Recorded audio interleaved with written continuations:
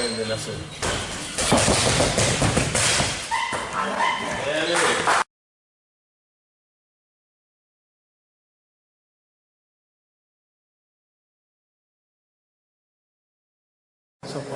Great. Training camp has been very well. You know, it was a great decision for me to come out here. It's my camp here. See some different things, clear my mind, be away from a lot of distractions, but just ultimately get that good training, get that good endurance, and make sure I can be in the best possible shape. So much is being said about Gennady Golovkin's perception is that he's the most feared middleweight out there. What do you expect from him come fight time? Well, I don't expect to fear him. I don't fear him. I can see why people say that, but I'm a fighter through and through. I don't fear any person. And then go inside that ring with a fear mentality. I mean, why even go inside the ring? I know as a fighter you don't want to feel his power, but the question arises throughout the media and fans that could you take this punch? What do you take to that question? Why is that question being asked? I think it's being asked because clearly people question my chin for some odd reason because I've been down 2 times in my career. I mean, if, you want to question that about me being 2 times, it's understandable. And he's also a very, very strong guy, and he's put out a lot of different guys as well. So I can understand why the questions are there. But it's just up to me to prove, that I'm bigger than that I'm stronger, that I'm better, and that I can prevent those things. And as for yourself, the questions you have in part of Gennady Golovkin, Kilbrook seemed like he was able to rock him during their fight. He's a much smarter fighter. If you land on him, what do you expect? What could you do if you're able to land clean on him? What do you expect? I don't know what to expect. We don't know how truly he handles punches, big punches. But if he allows me to hit him, then I guess we'll see at that present time. Do you think that his chin might be a question? I don't know. It's anybody can be hurt. This is boxing. This whole genetic thing and this whole talk about he's unstoppable, he's never been hurt, or all this talk about his chin. I mean, it's going to be questioned once he get hit, and by a true middleweight. I'm looking forward to just winning. However that win comes, I'm just looking forward to it. But the questions about his chin, the questions about his heart. I mean, it's up for debate, but at the end of the day, I don't care nothing about that. I just want to win. And last question, being in camp with Virgil Hunter and Andre Ward, what advice have they give you? Because they have their run-ins with Gennady Golovkin and his team. What advice have they give you? It's a mental battle. Andre Ward, I respect and have the utmost respect for that guy. And he's a role model for me. I've looked up to him since I was an amateur.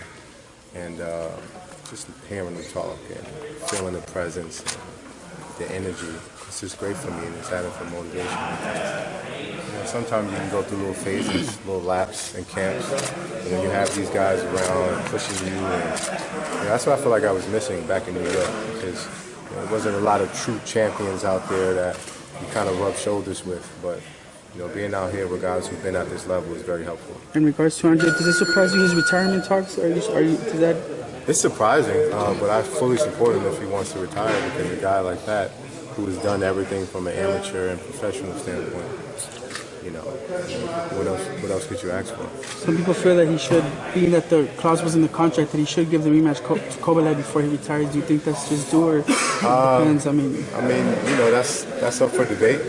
Like I said before, I have to support any decision he chooses to make. As a fan, I would love to see him back in there again. But as a friend and someone who I admire, I support him no matter what. Feels it will be a much easier fight for him. Do you believe that if he was to face? In my opinion, yeah, I believe that it'll be. I won't say easier fight, but I feel like he has the edge now, especially the mental edge, and that's very critical for a guy like that at that level. So, Danny, in the past, Gennady has done some kind of showboating in a way of when he's fighting, he kind of lets his hands down and lets people hit him. And he's, kind of his reasoning behind that is that he wants to give the fans a show. If he does that with you in the ring, How's that going to work out? Well, I think you're a fool if you believe that he allows anyone to hit him. But if he does, then he would know the dangers of those guys. And I'm a completely different guy. I don't think he would allow me to hit him. I think you'll be a fool to just sit there with your hands down to get the crowd aroused, you know. But if he wants to do that, I mean, by Welcome all him means, to do it, right? by all means. So another question for you about his actual conditioning. It kind of looked like in his last fight with Kell Brook that his conditioning was a little off. He was a little more out of breath. And, you know, now that you're working with snack and everything like that, do you think conditioning plays into your favor? We have yet to see, but I know that I would be in the best condition in a very, very long time. If not, you know, this would be the best camp that I've ever had. You know, everything is going well, and me being a part of Snack and seeing the modernized technology and being in shape like that and being with their equipment and working at the high altitudes and things of that nature, I mean, it's just incredible. I'm learning a lot about the body. I'm learning a lot about how I can implement these things in the training camp. And I look forward to, you know, really displaying it. Definitely. And then so another question for you. In New York, your training camps are held in your basement, correct? So you have a kind of a basement gym there. Yeah. And then coming here to Snack, which is, you know, state-of-the-art technology, and then coming to Virgil Hunter's gym and things like that. Just tell us about the difference in just kind of, you know, the media stir here versus kind of secluding yourself in New York and everything like that. How does this work for you? Well, I mean, I knew if I was to be stationed in New York that, you know, the request of media work would be nonstop, you know, and I understand, you know, that they want to promote this fight, but I understand also that this is the biggest fight of my career, and I wanted to isolate myself so that I can focus on this fight and the fight alone. The media is fine and it's great, but it has its time. You know, my main job is to make sure that I'm prepared for being inside the ring. But being in New York and being in Brooklyn and Long Island with the distractions and the traffic and all the crazy stuff, I mean, I just wanted to separate myself.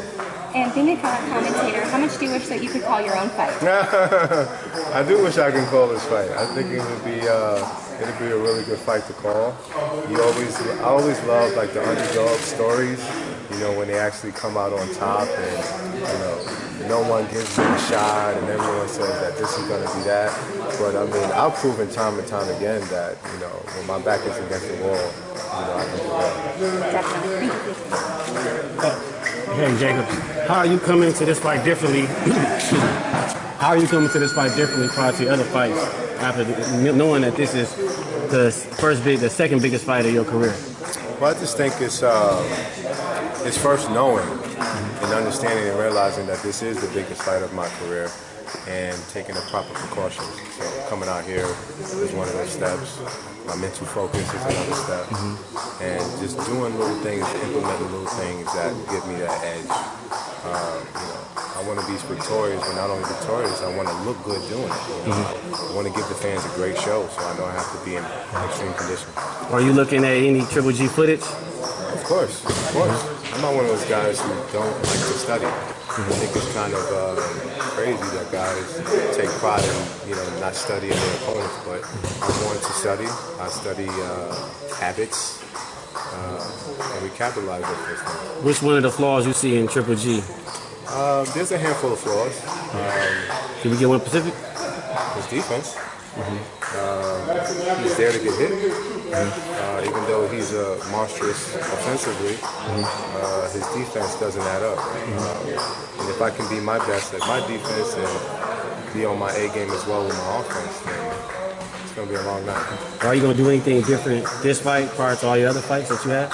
We have yet to see. I don't know what will go down inside the fight. The true champions make adjustments if need be, but I know we have a game plan that we're going to try to implement. And if we need to go to a game, plan B or plan C, we will be prepared for that as well. Now, you made some additions to your camp this time. Chris Algieri this go-round, Virgil Hunter.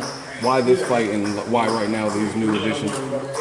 First off, I want to take my hat off to you, brother, for not only just being neutral, but, you know, being what a reporter is supposed to be, right? Not being biased, not putting your own personal opinions in there, and just respecting the sport. So hats off to you, brother. What was your question again? You made some additions to your camp, Chris Algieri being one of them, Virgil Hunter's assistant. So what do you think about, or what made it right now the time for those additions? I just think it was just meant to be.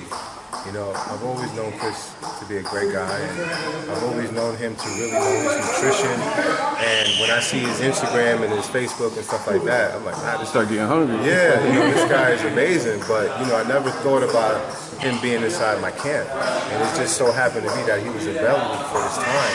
He's just like, man, everything is kind of coming together. You know, he's willing to come out here, you know, and train with me and help me with my nutrition. And, you know, my nutrition can be on point, as it's always kind of been, but he's on a whole nother level. I mean, you know, he knows his stuff, and not only that, he's a world-class athlete. You know, he's been at this level before as a professional boxer, so the mental gain that can get from this is, you know, through the roof as well. Definitely. And there's a lot of criticism about the Dimitri Perot loss, but people don't factor in that you beat cancer after that point and things like that. So in your mind, what does that loss mean to you, and like how did you bounce back from it? I mean, I think the proof is in the pudding. You know, haven't lost a fight since. Looked extremely better.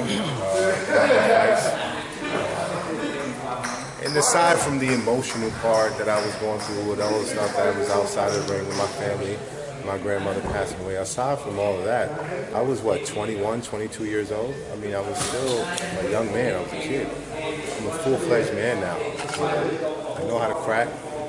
I got that experience. And I've seen the game. You know, you grow in the sport. You know, if I was to remain the same kid that I was then, I wouldn't be here at this level now. So, you know, I think that speaks volumes, and I think people are going to always look for something to criticize, and the easiest thing to criticize is the loss that I took in the Perot. But, you know, I know it's the sport of boxing, you're always going to have to prove yourself. You know, Mayweather gets scrutinized through his whole entire career. It's like, what else do he has to prove? But people still criticize him. So who am I to say that, you know, I'm subjected to that, you know? Speaking of criticism, some people said you were ducking the fight, you didn't want the fight because of this December negotiations. Can you tell the fans a little bit about the business side that was going on? Well, see, what people don't understand, and I get it from a frustrated fan perspective, especially when they don't know the business side or how it goes. You know, we fight for a living. You know, I fight for my family. I want to make sure I'm compensated accordingly. And you said it best. You know, they're making this guy out to be the biggest guy. They're making him out to be a superstar. He's selling out arenas. So pay me accordingly. If he's a superstar guy, if he's the main man, why would I not want to get compensated accordingly? If this is the biggest fight that can be made at middleweight, why not want to get paid accordingly? And that was the main reason why it has taken so long, because it's supposed to be scheduled for December, but now that it's in March, the paperwork was right. I'm happy with the business side of it, and the training part, that's all up to me now. It's my job to get in there and do my job. And then lastly, fighting at home for a big and dangerous fight, New York, how's that feel? It feels great. I just feel like, you know, I wouldn't want to have it any place in the world other than New York, because the Mecca of boxing, Madison Square Garden, it's historic. You know, and this is one of those historic fights. You know, so I believe, from a fan and from my own perspective, I just feel like it couldn't have been at another place, because New York fans are the best. The Mecca of boxing throughout the history of the world has been the number one place for big, extravagant fights. So me being a New Yorker is just icing on the cake. Thank you. What he's bringing to your camp, that, you know, really the basic reason why you came out here to work with him. What was the reason? Can you tell me? Well, I mean, like I said in the beginning, Verge opened up his gym initially to us and allowed us to train here. But in addition, you know, he helps us out with, you know, little things that he sees and that he can add. He's a mastermind of the sport. He's been around for a very long time. Him and my trainer have a really great relationship, so it's no super ego inside this training camp. It all works for everybody, and the main objective for everybody is to make sure that I'm successful come March 18th. explain to me a little bit about that mental aspect that you're talking about. Because, you know, most people see boxing as very physical because you're throwing punches at each other. Is it a mindset you get yourself into? Because I've asked Andre Ward that question, and he said it's really about focus. Is that how you feel? It's a concentration with the mindset. It really is. I mean, you know, you have to go through certain challenges inside the ring, and it cannot go your way. You can go in there and expect to do one thing, and you know, you have to go into a different mindset to, you know, achieve something different in order to be successful. So that focus that you get when you're in the zone, you know, it takes you throughout. And being here has kind of helped me train that mental aspect where if I was to face something that, you know, would be a difficult challenge, I'm sure mentally I won't collapse.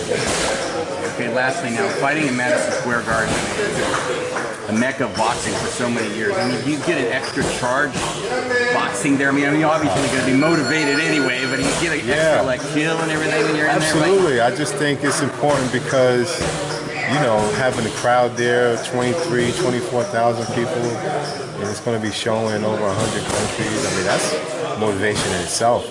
But to know the true New York fans and to know my family and friends are going to be there, yeah, that makes me feel great. Great. Good luck. I mean, thank you very much. Jacobs, it's Rich from Sportsconnectus. I got one question. You've been out here for a minute now. You ready to move out here? It's a bit ways from New York where my base is and my family, but it's good weather, great people, great food as well. So I love it out here. I look forward to coming back. All right, we welcome you. If you come, you know, come on through, Thank man. you, It's the Bay Area, man. We got love for you. Yes, sir. Okay? Thank you.